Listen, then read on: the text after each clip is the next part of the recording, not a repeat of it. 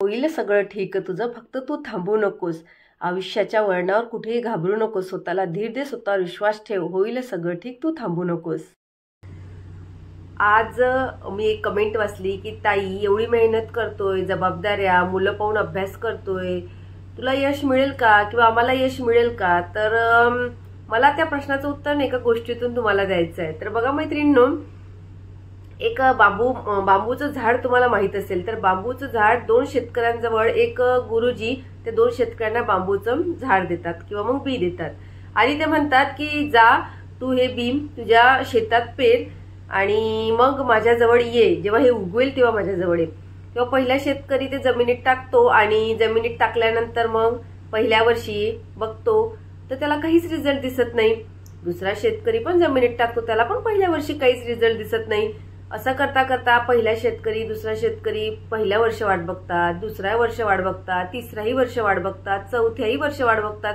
पण जो पहिला शेतकरी असतो तो हरून जातो, खचून जातो, दुःखानं असा एका ठिकाणी बसून जातो, तो लक्ष देणं सोडून देतो. पण जो दुसरा शेतकरी असतो ना तो पाणी टाकत राहतो, तो सतत प्रयत्न करत राहतो, तो संयम ठेवतो, संयम ठेवून स्वतःला सावरतो की नाही काहीतरी उगवेल म्हणून तो सतत प्रयत्न करतो. त्याच जागेवर पुन्हा पाणी टाकतो. असं करता करता 5 वर्षानंतर, मी काय सांगते, 5 वर्षानंतर जेव्हा ते बांबू ट्री असं ग्रो होतंय ना, 5 वर्षानंतर ते 100 फुटापर्यंत वाढतं. का झालं हे शक्य? कारण दुसऱ्या शेतकऱ्यांनी जो प्रयत्न केला तो त्यांनी प्रयत्न करणं सोडलं नाही, त्याची चिकाटी त्यांनी सोडली नाही, तिथेच पाणी टाकत राहिला, त्यांनी सातत्य ठेवलं आणि या सातत्यामुळे त्याला जो रिझल्ट भेटला 5 वर्षानंतर, त्यांनी जो पाया मजबूत केलाय त्यामुळे त्याला किती छान फळ मिळालं. ते बांबूचं झाड जेव्हा जमिनीत मजबूत होत गेलं, मजबूत होऊन त्यांनी स्वतःला इतकं स्ट्रॉंग बनवलं, त्यांनी त्याचं बेसिक पक्क केलं, त्याचं मजबूती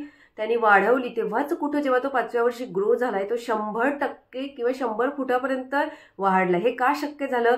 कारण 5 वर्षात जमिनीच्या आतमध्ये त्यांनी जी मेहनत घेतली ना, ती मेहनत त्याची रंगरूपास आली. असंच आपलं असतं, आपण मेहनत करतोय, प्रयत्न करतो, थोडे दिवस करतो, मोटिवेशन कुठून ऐकून आपण सुरुवात करतो पण थकून जातो आणि या थकण्यामुळे काय होतं, मग आपण स्वतःला सावरू शकत नाही, डिप्रेशनमध्ये जातो.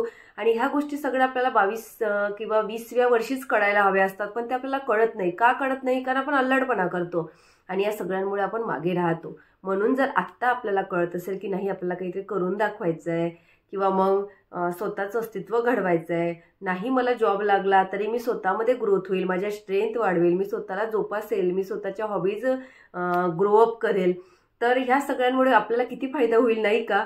तर नक्कीच तुम्हाला आजच्या गोष्टीद्वारे खूप छान मोटिवेशन मिळालं असेल आणि या सगळ्यातून तुम्ही खूप काही शिकला असेल.